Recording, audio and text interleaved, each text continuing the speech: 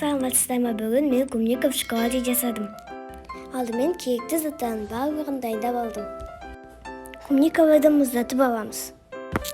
Морозилке қоятын болсақ 10 минутқа, а холодильникке қоятын болсақ 30 минутқа қойып аламыз.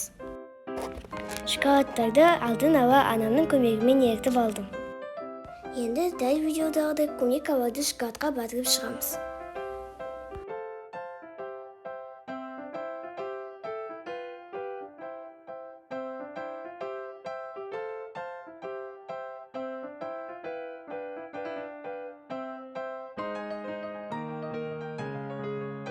Ақ шоколадқа аз ғана қызыл бояғышты қосып, көз рецепт шығардым.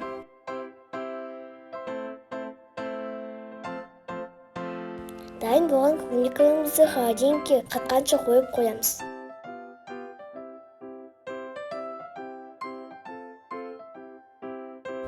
Өз қалауларыңызбен капсулаға салып сәндеуге болады. Ас болсын, келесі кездескенше сау болыңыздар.